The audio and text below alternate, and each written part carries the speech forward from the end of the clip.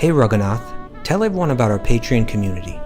Sure, Kostuba. The Wisdom of the Sages Patreon community is an incredible online yoga resource. If you like the type of yoga wisdom and culture we share on the show, then our Patreon community is a great next step. This is a listener-supported podcast, and any level of sponsorship will unlock a wide range of live and archived classes, talks, and even workshops. Raghunath teaches, I teach, and we have a host of other excellent teachers on topics ranging from yoga philosophy, asana classes, storytelling, Ayurveda, kirtan, cooking, meditation, and a lot more. We even have an incredible online Bhakti 12-step recovery group. So if you want to check it out, go to patreon.com/wisdom of the sages. All right, let's get it on. Om Namo Bhagavate Vasudevaya. Om Namo Bhagavate Vasudevaya. Om Namo Bhagavate Vasudevaya.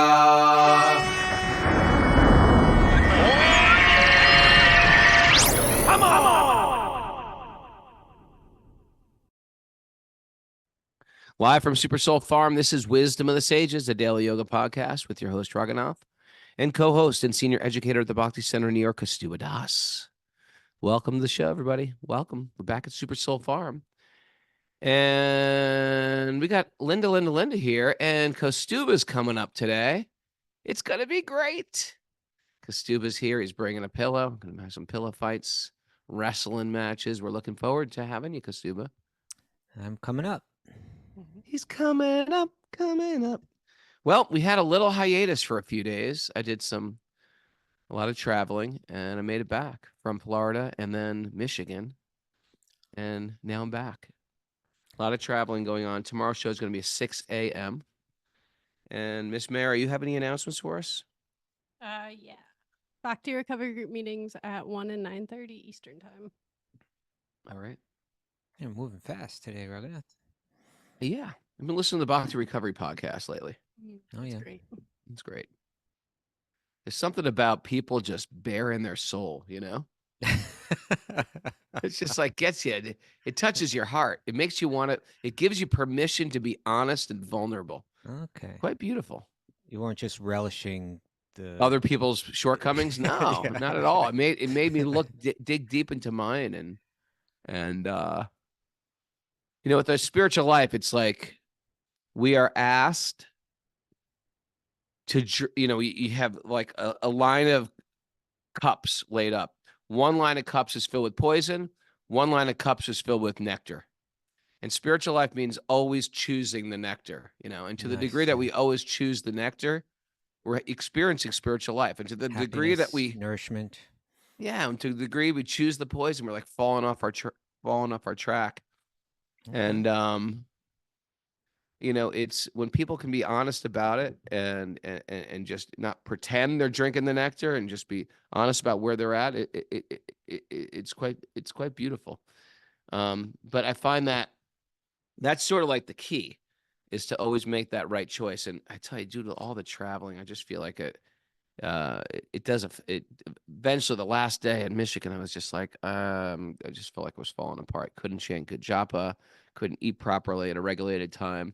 And We've regulation talked about really this, helps with Raghunath. everything, doesn't it? We've talked about this. Yeah. Do you Regulation. know what I'm referring to when I say that? Oh, no, I don't. I don't. But Well, just if when you travel too much, sometimes it wears you down. I know it does, and I have to Yes, do a you lot gotta of stay on it traveling a for little this book that's come out. All right. It's part of this. It's part of my duties. Okay, so Kostuba, welcome you know back. who I saw yesterday? Who?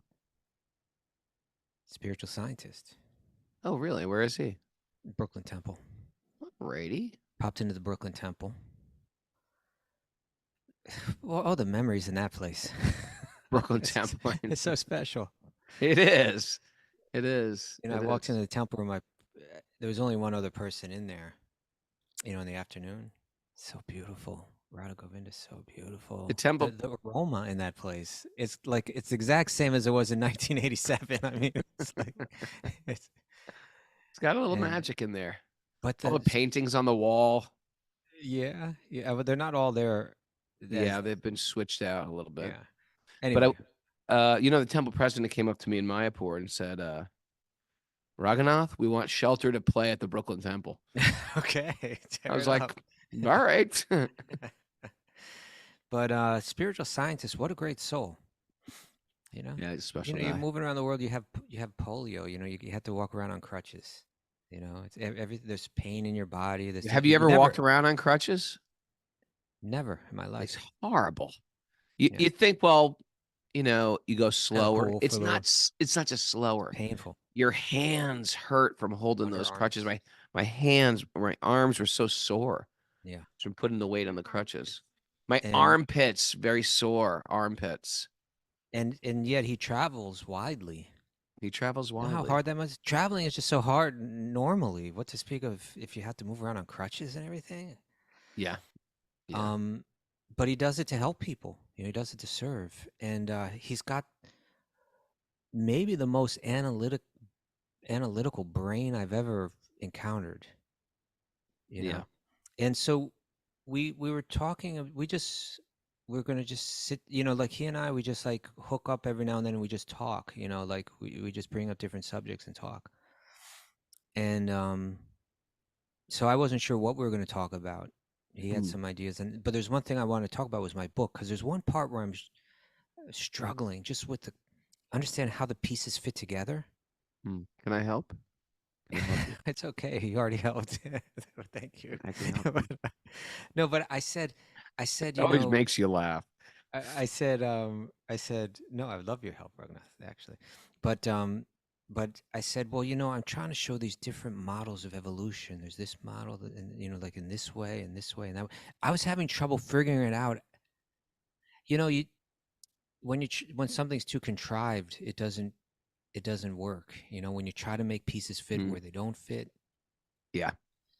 Where you try to draw connections, but it's and There's he no just connection. Went, the evolution of thought, the evolution of the seeker, and he went boom, boom. He said it instantly. He thinks like this on a regular basis. It just comes. He doesn't even have to like struggle with it. It was just boom, boom, boom. He immediately, and as soon as he said that, it was like the clouds dispersed, and I was like, "That you just solved my problem." Nice. And actually, you just made. Anyway, I have to sit and play with these ideas, but I think he just kind of like he just gave me everything I needed in an instant. Nice. Yeah, what a gift he has. If he's around, take advantage, people. Go check him out. Yeah, he'll be in New York this week. I think he'll be speaking at the Bhakti Center, be speaking at the Brooklyn Temple. Aaron Eriskin just wrote on the message board that he saw him in London. Okay. All right.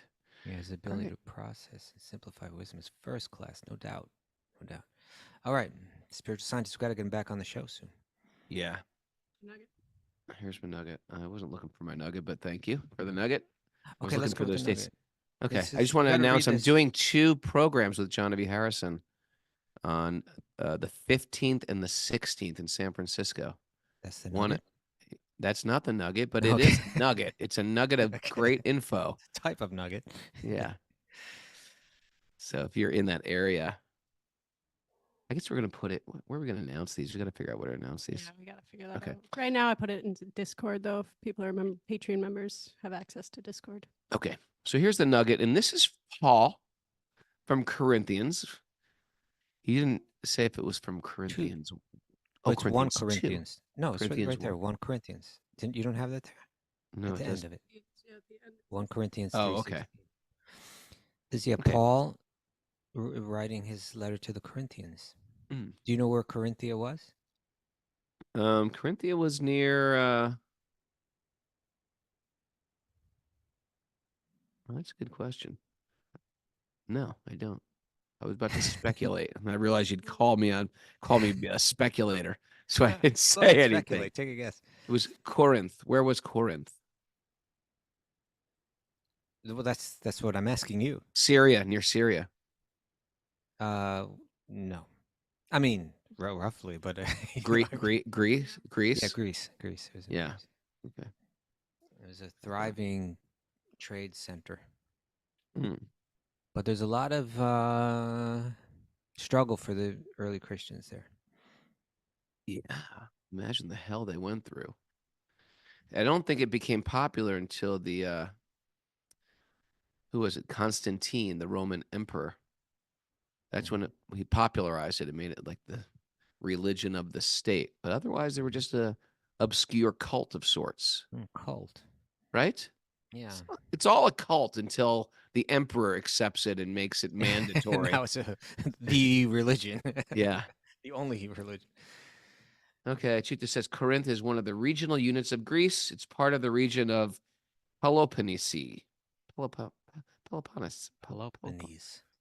It is situated around the city of Corinth in the northeastern part of the Peloponnese Peninsula. Can you say Peloponnese Peninsula 3 times? Okay. Here's what Paul had to say. Do not know that you are No, whoa, no. Do you know? Do not know. No. Hold it. Get these Yeah, glasses on. thank you. Do you not know that you are God's temple and that God's spirit dwells in you? Boom.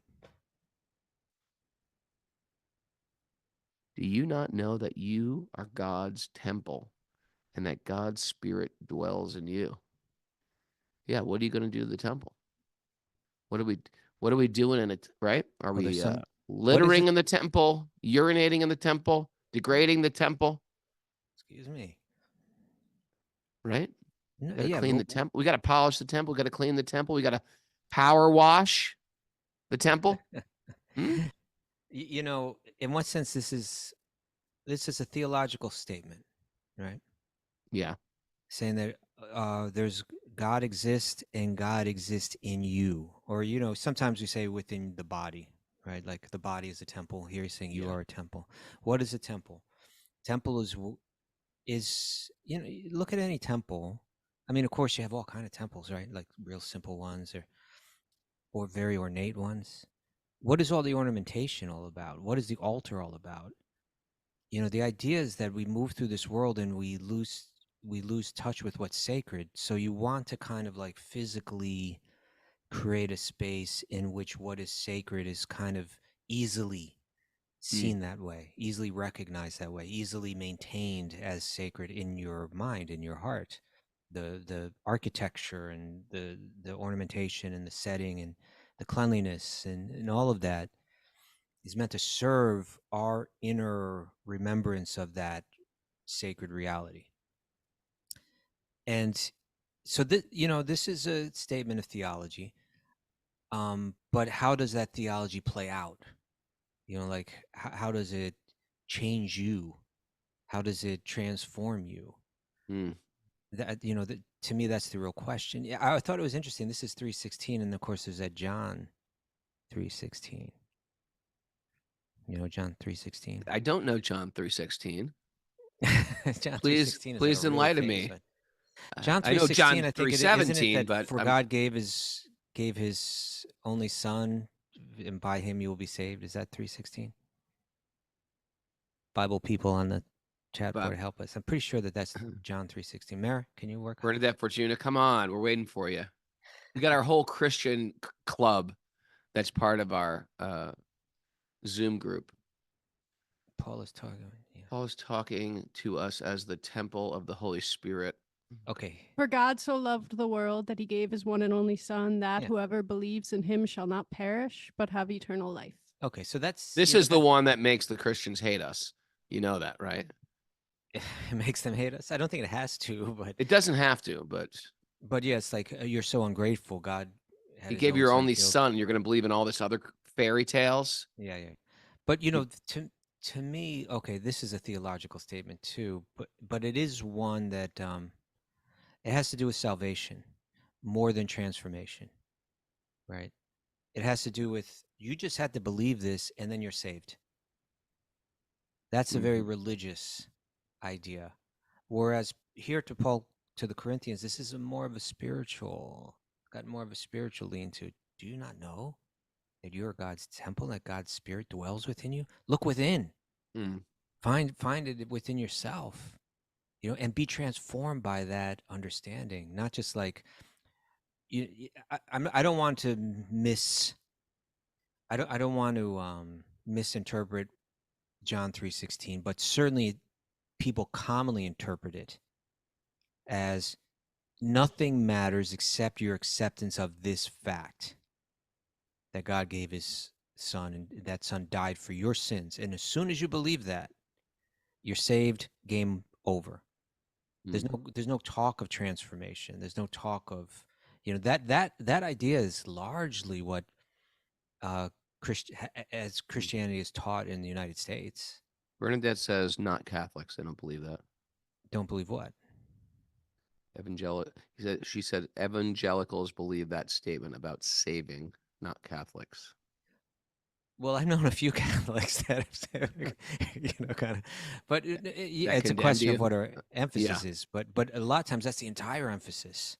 Yeah. Whereas like spirituality, you could say, or yoga, has to do with, what can I find within myself? Yeah, God is within me. God's dwelling within me. Yeah. Let me find that, and let me be transformed by that. And how that will transform me is something that Prahlad's going to be speaking about today in what we read. Well, you and I both know that yoga is the work of the devil. But actually, no, it's not only within me, and which the world needs now more than anything, like some feeling of worth. And we should have a feeling of worth because we are worthy people, because we're spiritual people. We're part of God. This body is a temple, and the spirit resides in the temple. That's our default. Our default is we are worthy beings. And then this whole concept of dharma is to act in a worthy way while in this world. And it goes out from there to treat other people with worth. Why? Because they're actually part of God too. Well, there you go. Like, therefore, the concept of enemies doesn't even exist. How can you have an enemy with a spiritual? You might not like what they do, and therefore, keeping it Christian, hate the sin, not the sinner. So there's a desire to love people underneath even their behavior, which is a very tall order, especially in Kali Yuga, when we are so damn self-righteous about everything we do and so condemning about other people. I'm with you, Raghunath. Good one today. Well, we're going to really dig into this more because Prahlad's going to go there and his instructions to his little schoolmates. Hot yoga is heated by the flames of hell. J.J. Sullivan says. I agree. Okay. So we're going to dive right into the Srimad Bhagavatam. Let's do it. Let's drink that cup of nectar. Narayanam namaskritya naram chaiva narottamam devim saraswatim vyasam tato jayam madirayat. Before we start in the Srimad Bhagavatam, which is our very means of conquest, one should offer respectful obeisances to the Supreme Lord Narayan, unto Narayan Rishi, the supermost human being, unto Mother Saraswati, the goddess of learning, and to Srila Vyasadeva, the author. Nasta priyeshu badreshu nityam bhagavat sevaya bhagavati mashloke bhaktir bhavati naishtaki. By regular attendance in classes in the Bhagavatam and by rendering service to the pure devotees, all that is troublesome to the heart will become eradicated. And loving service to the Supreme Lord, who is praised with transcendental songs, will be established as an irrevocable fact. Om Jnana Timarandasya Jnananjana Shalakaya Chakshurunmaditam Nena Tasmai Shri Gurave Namaha. I was born in the darkness of ignorance, and my teachers are opening my eyes with the torchlight of knowledge. I offer my obeisances at their lotus feet. Reading from the Srimad Bhagavatam, Canto 7, Chapter 6, Text 19. Who's speaking? What's going on? Prahlad is talking. Prahlad, the 5-year-old boy, enlightened being, son of a prince. He's a prince. He's a young prince, son of a monstrous father who is a king, is teaching his classmates. And he's giving them spiritual instruction. And, the father's not happy about it. The school teachers aren't happy about it. But, that's raising kids. You can't always get them to do what you want them to do. Yeah, he's spoken quite a bit now about the special opportunity that the human birth is, how time is passing and that time shouldn't be wasted. We should value this unique opportunity that we have in the short amount of time in which we potentially have it, you know. Mm-hmm. He was, breaking down mathematically just how much time is wasted in our life without us being able to aggressively pursue the goal Mm-hmm. of self-realization. Your youth is kind of wasted, your old age could easily be wasted, the time that you sleep is wasted, the hours just get less and less. We got to use those hours to find that aim of all life. And then he said it's rare that people achieve this. Sure. And therefore, in text 18, he was saying, so therefore keep aloof from people that are going to slow you down on that path. Mm. You're wasting your time if you're not really conscious of that. It's so interesting how time is interwoven with illusion. I was, we played some shows last weekend, Yeah. and guys would come up to me Your like, band, Youth at my Today. band played some shows in Miami and Tampa, which were fun. It was good to hang out with the guys. And How's Walter doing? He's doing good. he's doing great. Those guys are doing great. Really fun hanging out with them. And somebody just came up to me and goes, "Hey, Ray, remember in 1990s, in 1998, I saw you guys," or something like that. Yeah. And just like, well, we did this, we did that. And I was like, I don't Really? remember. I Really? don't remember What? that. But in my defense, that was 30 years ago. It was 30 years ago. And then another person who I did hang out with for a long time, and I haven't seen him since, 2000. I've remembered him, but it was like, wow, that seems like a moment ago. I haven't seen you in 22 years. So this is like the time factor is woven in with illusion, and it makes time fly, and it makes it seem like we have all the time in the world going forward. And the fact is, time is racing past, and we're just trudging around, dragging our heels. And that's why there's this, now is the time. Now is there is an urgency. So in Kali Yuga, we make the nonsense urgent. We just have tons of busyness, but we forget to just do what's important. There's some important things, not just busyness, not just, urgency, weighty things that I should ask myself, weighty questions I've never asked myself, weighty activities that are important for my well-being and my growth and the growth of everybody around me. If I neglect everyone that loves me and myself, it's going to suffer. So this is what the Bhagavatam pushes, those important but not necessarily urgent busyness of life.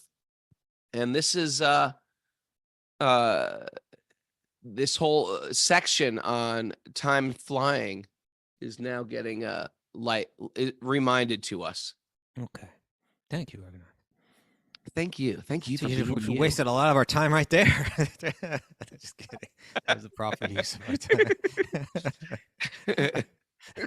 Okay. So now, he's saying, the what we need to do, because this time is short, because we have this spiritual goal, because we want to realize ourselves, free ourselves from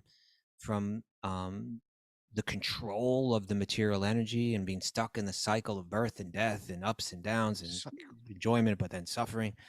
So we have to use this time really well. And the focus should be on taking shelter of Narayan. He's the origin of everything. He's the source of everything. He's the controller behind the whole matrix of the world that we're living in. You connect with him. Now, to these little kids, when they hear that, they may sound like, well, if he's so big and so important, so powerful, it must be really hard to connect with him. Like, it's hard to meet people that are in big positions and so on. Mm-hmm. Now Prahlad's going to speak to that. My dear sons of demons, the Supreme Personality of Godhead, Narayan, is the original supersoul, the father of all living entities. Consequently, there are no impediments to pleasing him or worshiping him under any conditions, whether one be a child or an old man. The relationship between the living entities and the Supreme Personality of Godhead is always a fact, and therefore there is no difficulty in pleasing the Lord. Okay. So right off the bat, he's saying, no, you have every possibility of making this connection. And the reason is because you are intimately related to Narayan. You are intimately related to Krishna. You are intimately related to that supreme being behind everything. That is something that should give hope. That should, that should make you realize this isn't difficult. I just need to focus on the right place. Right. So access is there. Here he's saying access is there due to relationship, due to your intimate connection, due to that you have a friend in this. He's the Suridam Sarvadehinam. He's the friend of all living beings. Suridam Sarvabhutanam, of all living entities. All you got to do is just call out his name, Yes. And the next 20 through 23, so this is 4 verses. We're hearing that, yes, we're intimately related with him, therefore he's easy to access. But also there's another reason why he's easy to access. Because just like if you had someone that you're intimately related with, but they're very far away, then you still might have a hard time connecting. But he's not far away. That's text 20 through 23. You didn't pick up on my call out his name. I did. I just ignored it. And I'm going to ignore it. Okay. I thought you would have been like, hey, very clever. Text 20 to 23. The Supreme Personality of Godhead, the Supreme Controller, who is infallible and indefatigable, great word, is present in different forms of life, from the inert living beings, the stavara, such as the plants, to Brahma, the foremost created living being. Okay, so here he's drawing, from bottom to top, right? Like he's there, present. Narayan, that one that's you're thinking is hard to access. He's in everyone's heart. Everyone, yeah, like right down to the plants, all the way up to Lord Brahma, the topmost being in the universe. I just had a realization about plant lovers. And you think I'm going to glorify them, Mara, but I'm not. I'm going to condemn them. I'm going to condemn them because they like plants just because they can control them. Is that why? No, I disagree. I feel like you spend time in a garden and you realize that, you can't control them. Yeah, that's all. All you can do is give them, all you can do is like give them the best conditions, but sometimes things don't grow. Okay, you know what? I'm going to have to think on this one again. I'm going to go deeper. I'm going to go deeper. Okay, work on that one. Perhaps there's some truth in what you say. Perhaps there's some truth in what I say. Okay. So now he said he's accessible because he's in every living body. Okay, but not only that, where else is he present? He's also present in the varieties of material creations and in the material elements, the total material energy, and the gunas, the material nature. So he's in the very fabric that this universe is made of, the very ingredients. Yeah. He's present there. His awareness is present there. He's within every atom. Sometimes Prabhupada said he's even in between every atom. He's in between. He's in between the in-betweenness of the atom. Okay. He's around them. Raghunath further expands the depth of understanding. Thank you, Prabhupada. Let me expand on that even more. All right. And he is also the transcendental supersoul, the cause of all causes. Love that phrase, cause of all causes. Good name for a band, too. Who is present as the observer in the cores of the hearts of all living entities. What's the Sanskrit for that observer? The observer? Yeah. The witness. At least one word for it. Shakshi. Shakshi. He's the Shakshi. Shakshi, he's the witness, yes. So not only is he not difficult to access, you have special access because you're related to him. Not only do you have special access because he's everywhere, so he's not going to be hard to reach. But also he's attentive. He's tuned in. He's observing right now. He's not only in the core of the heart of every living being, but it's not like he's there and aloof. He's there and very aware, taking it all in, witnessing. You just have to begin to try to feel the presence there. Try to feel it inside you. It's there. You sound like a Southern Baptist. Try to feel it. Feel it inside you. You got to feel it. He is changeless. Hold it. He is indicated. He is indicated as that which is pervaded and as the all-pervading supersoul, but actually he cannot be indicated. Wait a second. He is indicated as that which is pervaded and as the all-pervading supersoul, but actually he cannot be indicated. What? It's a paradox. He is, but he isn't. I guess it's saying he's indicated. Well, I could look into the commentaries on this, but I could just play with it, for now. He's indicated. Indicated meaning he's pointed out, right? He's identified. Yeah, but he cannot be indicated. But he's just too broad to be. You can't just kind of get him. Like you point your finger at something, and like you kind of got the whole thing within the scope of that. Think you got to figure it out, but he's beyond that. You don't. Yeah. So he's that which is pervaded. Everything's existing in him, and he's also all pervading. He's existing in everything. Perhaps this is why that he can't be indicated. Okay. He is changeless. He is changeless and undivided. He is simply perceived as the supreme Satchidananda, eternity, knowledge, and bliss, being covered by the curtain of the external energy. To the atheist, he appears non-existent. Isn't that beautiful? It's powerful. To the atheist, he appears non-existent. You can see Krishna if you want to see him. And if you don't don't want to see him, he'll allow that to happen too.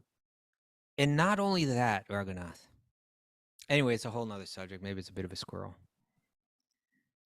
But, they are very nice. Okay. When there's a squirrel, this thing comes out. I like the scarf because sometimes squirrels get cold. Let me grab the book, but I may not be able to find it quickly enough. I may not be able to find what I want to read. Let's see.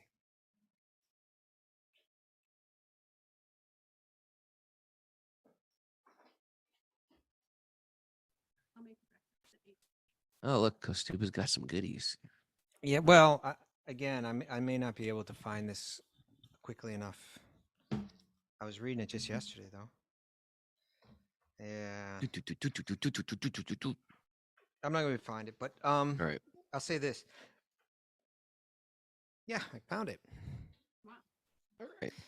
There's such what's being indicated here. This is the Tattva Sandarbha by Jiva Goswami, which is a book, such a great book. This book it's the key. It's the key. You got the key? Yeah. It's where this absolutely most brilliant saintly philosopher, Jiva Goswami, is saying that, there's all of these books, all the Vedas, all the Upanishads, all the, there's the big massive works like Mahabharata with the Bhagavad Gita in it. There's all these 18 Puranas. You pick up those Puranas and it seems like one is telling you Shiva is the supreme, and this one's telling you Devi is supreme, and this one's telling you Vishnu is supreme. And it's confusing. How do you make sense of all of this?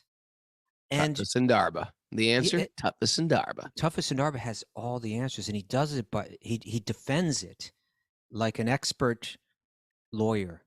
He's got all his resources. He's got it. Exhibit A. Exhibit B. He's like, right. He's really laying it all out. He provides where for so many centuries people struggle to kind of piece it all together. He pieces it all together. How are we supposed to understand that that Krishna is supreme when I open up this other Purana, it seems to be saying something else? I guess what it means is they're all supreme, or it doesn't matter. You can choose the one Yeah. And whatever resonates with you. Yeah, and he's saying that, no, it's all building, but you have to understand Krishna, that he's not like this jealous God that wants to make you worship him.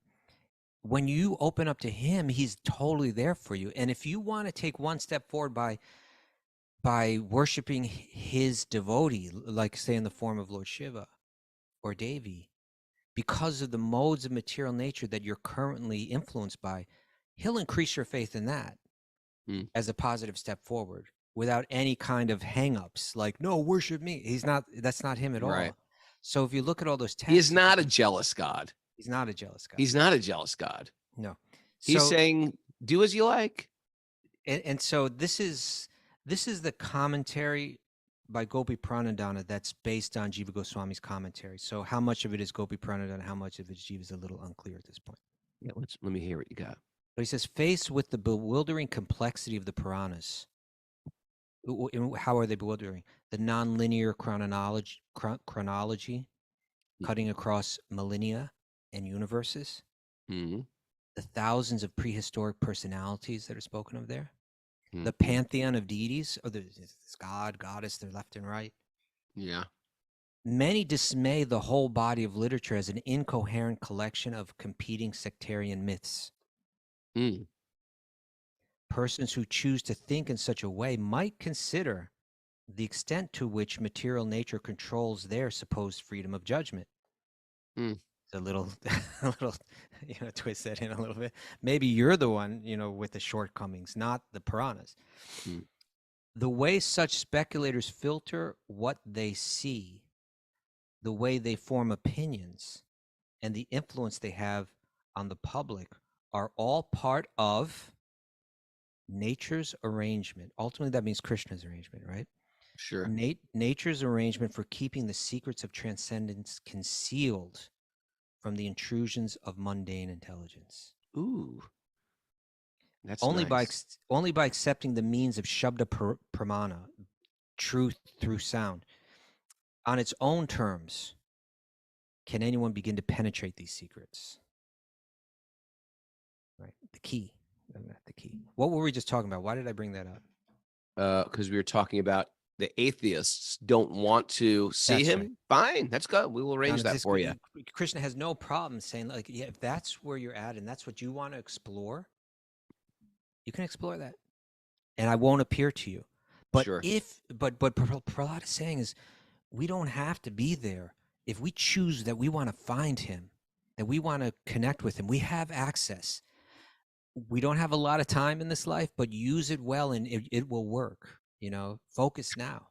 Speaking of not a lot of time, can I take you on a little squirrel journey? Quick one. Quick one. We'll break up Quick the squirrel. one. Do it for the squirrel. Okay. So Linda has a cold plunge bath. And after the Nashville wedding last week, where all the cold plunge bullies were trying to get me to do it, but I was feeling slightly sick, I said no. But then we just every day I did the cold plunge with Linda, not together, of course. It's just a bathtub that holds one person. And I tell you, you really understand why yogis submerge themselves in freezing water and then built fires around themselves in the summer in the heat, because you get to a point of like, I'm not this body. And if you don't get to that point, you live in a tub of complaints. You complain, you whine, you scream, you plead, you run away, and it just makes you separate from your material frame. And you could see how that actually can give you a type of mental peace, but not necessarily give you bhakti. True. Cold plunge will not on its own give you bhakti. Not on its own. It can give you other benefits, including get rid of inflammation, dump dopamine down your throat, help you get rid of some depression. It can do that too. Right. So that's an interesting little squirrel, my friends. Thank you for that, squirrel. Now, this statement, like other statements we've been reading today, this is a theological presentation that Prahlad is giving, right? He's saying God exists. God exists within all living beings, the plants, all the way up to Lord Brahma. God exists in the ingredients of the material universe that we live in. He's observing everything. You can connect. That's all a theological statement. But now, how does that theology? How does that become alive? How is that translated into practice? Right? Like, okay, if I want to realize that God within me, what do I do? Rather than, and it's not just accept this, right? Just believe this. It's like, be transformed by this. Have your behavior be transformed by this. and gradually your inner realization will follow that behavior. You know? Mm-hmm. So how does this affect one's behavior? How does this knowledge of God's omnipresence change me, change how I behave, change the world, change how we relate to one another? This is a really great text here, text 24, Prahlad. Therefore, my dear young friends born of demons, please act in such a way that the Supreme Lord, who is beyond the conception and the material knowledge, will be satisfied. Give up your demoniac nature and act without enmity or duality. Show mercy to all living entities by enlightening them in devotional service, thus becoming their well-wishers. Okay. Give up your demoniac nature and act without enmity or duality. Yeah. So enmity means I have some hostility towards others. Duality means this one's my friend, that one's my enemy. This one's cool, that one's not cool. This one I'll hang out with, that one, No, none of that. Show mercy to all living entities. By enlightening them about bhakti, in thus devotional becoming their service. well-wishers. Thus becoming their well-wishers. So here we have, not just, it goes beyond the just believe and you'll be saved. Mm. It's saying believe and be transformed by it. Believe and respond to that belief through your behavior. And in this way, you'll be able to realize, that access is there, but it's not just a question of belief. Mm. It's a question of how you respond to that theological truth. When people are dumping these truths on us, Dump it. Sometimes we're just spiritual weaklings. It's like if I bring somebody to the gym that never has gone to the gym, is not really interested in going to the gym, they're just like, whatever. They don't get anything out of it. So when we go to these sacred literature and we're spiritual weaklings, we take a little bit in. I might even try it, and then I'm just weak and I give up. But it's like and sometimes people, and it's due to a practice that's probably been going on for lifetimes and a receptivity and a good heart.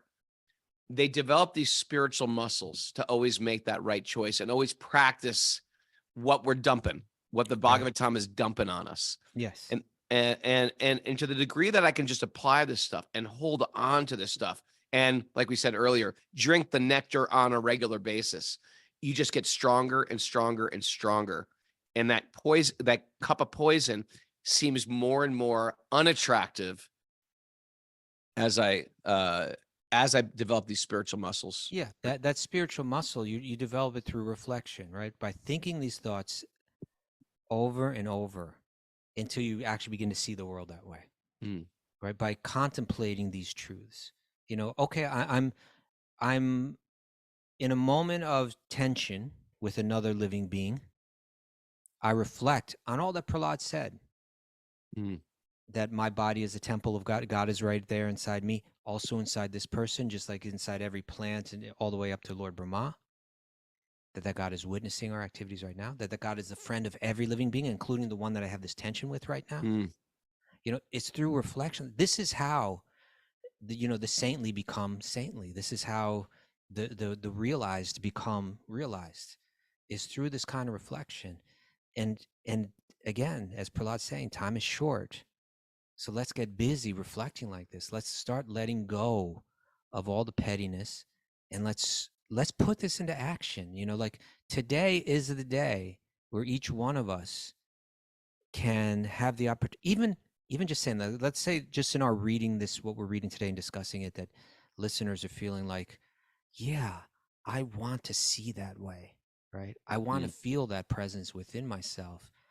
I really relate to this. And then, you flip off the podcast, and then you're back in the world, Right. And just watch and see how that Paramama creates circumstances for you quickly, wherein you'll have the opportunity to contemplate this truth in a moment of tension, right?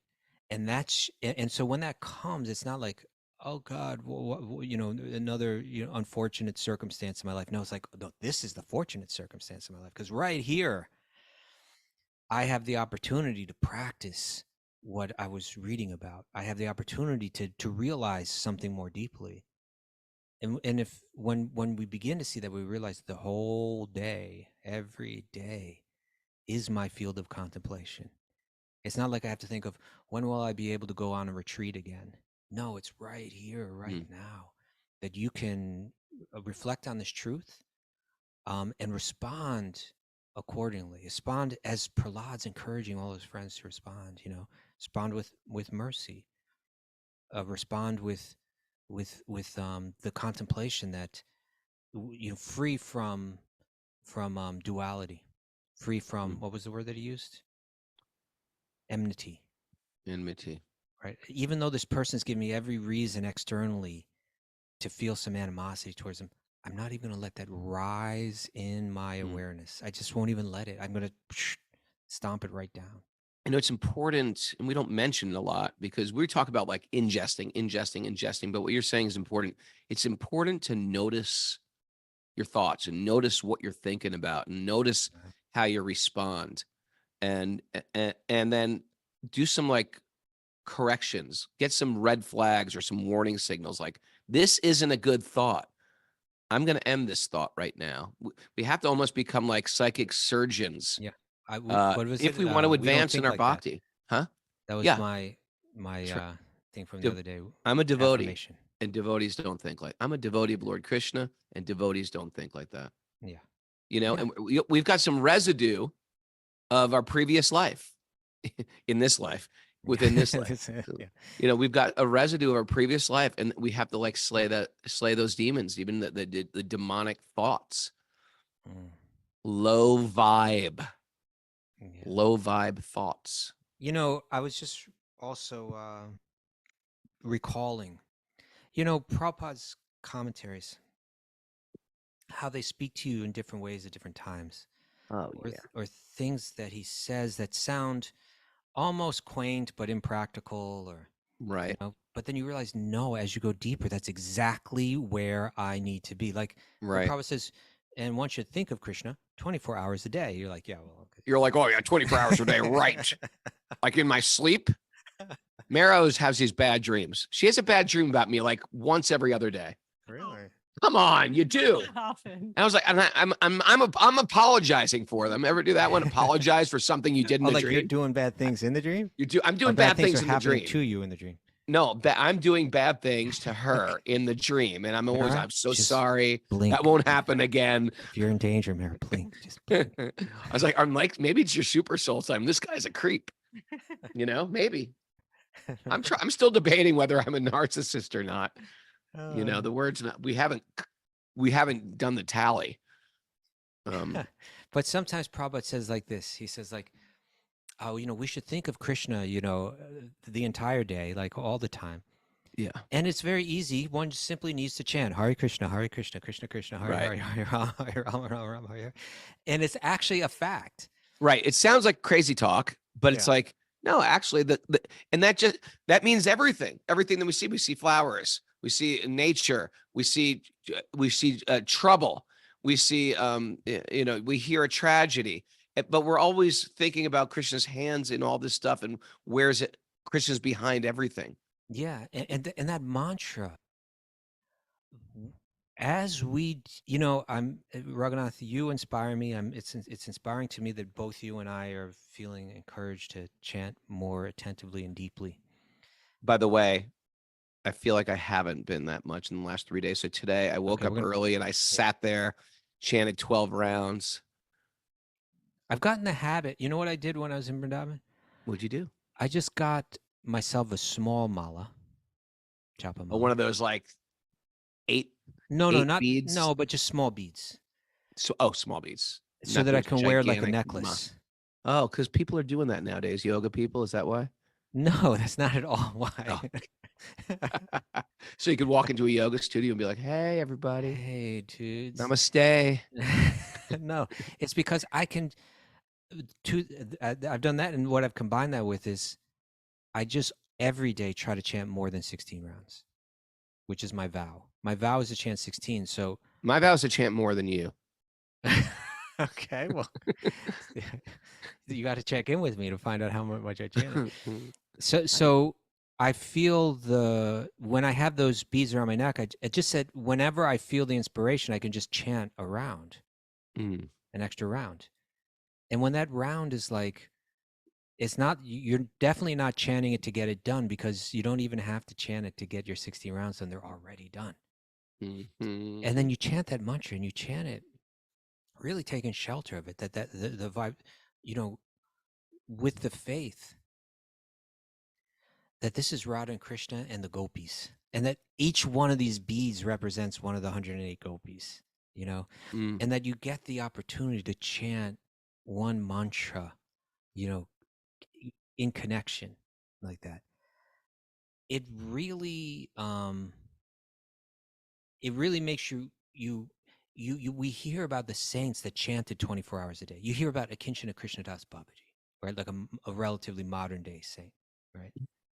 God brother of Srila Prabhupada, known for his complete detachment from the things of this world, known to the mentality that we're talking about here, like having no duality in his reasoning or in his awareness, and known for his deep attachment for chanting of Krishna's names, that he was chanting all the time, that if you could put the stethoscope to his heart, you hear the mantra going, that this mantra is something that can be running through our operating system 24 hours a day. And it's the thing that will at my very low stage of awareness, it's the hook. It is the key that can switch the gears in my consciousness when they start to go the wrong direction. That I simply just need to chant that. And if I can't chant attentively when I sit down to chant japa, then how will my mind, when I'm not chanting japa, be focused?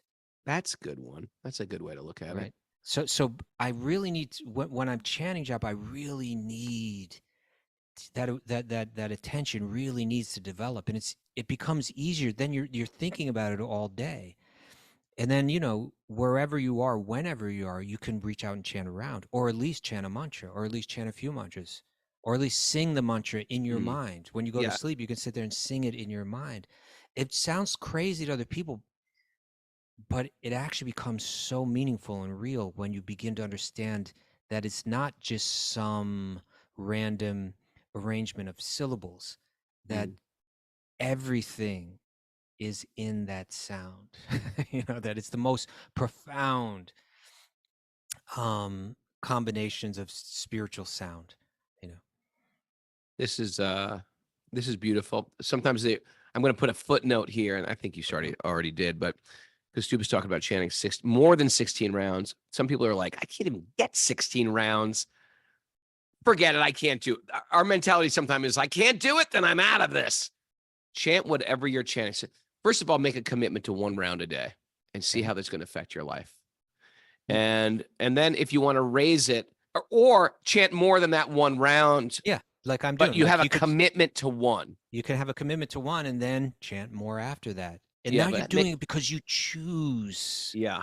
Because it's saying to Krishna, I made my commitment and I've fulfilled that commitment, but I want, just like like Prahlad's encouraging these boys, there's access there. Reach out for it. It's saying, I want that access.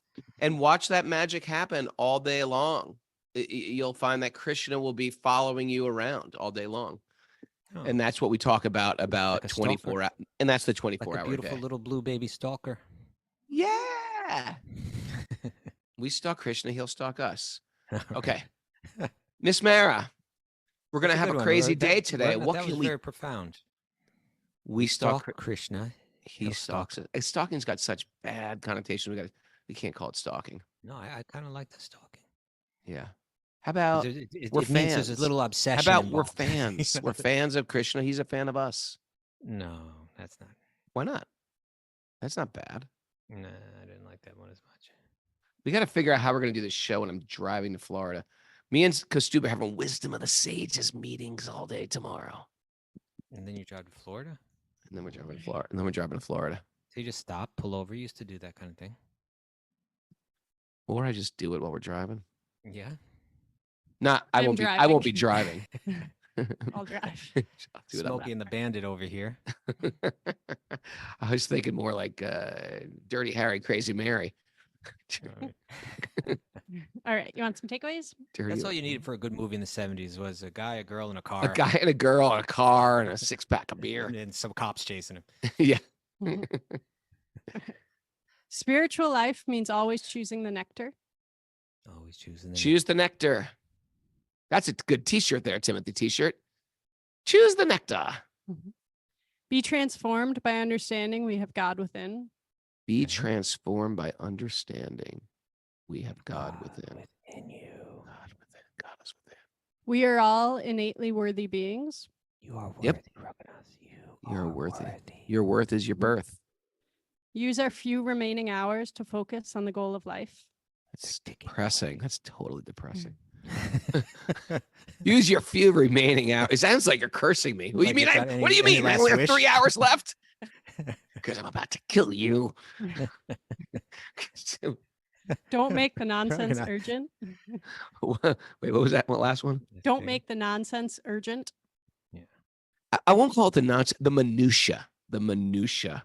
Okay. I love that word of material existence. You love that word. What do you mean by that? I mean that you love it Do I use it a lot? when it fits. Okay. Minutia. Krishna is not a jealous God. I like that. Krishna's nice. Do as you like. Develop spiritual muscles through reflection, contemplation, and practice. Okay, work it out. And burpees. Time is short. Let go of the pettiness. Let it go. Sun is Go the setting. brother. pettiness. Notice and correct our unhealthy thoughts. Notice and correct them. Not just notice them, correct them. I'm a devotee of Lord Krishna, and devotees don't think like that. Correct. That is a good mantra. All right. Let the mantra be the key to switch the gears of consciousness. Let the Okay. mantra be the key. Let the mantra. Well, that's a be double. the We call that a double metaphor, though, right? a double. And Mm, what do you call that? Let it be the stick shift. yeah, that's true. Okay. All right. The gears. Choose to chant and watch the magic happen. Choose the chant. Watch the magic happen. We stalk Krishna and he stalks us. We stalk Krishna. He stalks us. We stalk Krishna. He stalks us. And We stalk Krishna. He stalks us. cold Yeah. plunge won't give you bhakti. It won't. It gives stuff, but not bhakti. It gives you dopamine. It can be favorable if I did a 3-minute freezing cold shower today too. Sat there and suffered. No, I didn't suffer. I added no meaning to it. Hey everybody, Wednesday, April 10th, I'm at Veda Yoga in Culver City for a Kirtan book launch. Thursday, I'm at the Krishna Lounge in San Diego. Friday, April 12th, I'm at Yoga 108 in Long Beach, California. Saturday, April 13th, I'm at Headline Records. For those who don't want to do anything Krishna, but want to go to a record store and hang out, doing that. And Sunday, April 14th, the Shelter Show is happening, Kastuba. where's that? That's going to be at the Chain Reaction in Anaheim, California. Monday, April 15th, Bhakti SF in San Francisco. Kirtan Stories, Q&A, and special guest Janavi.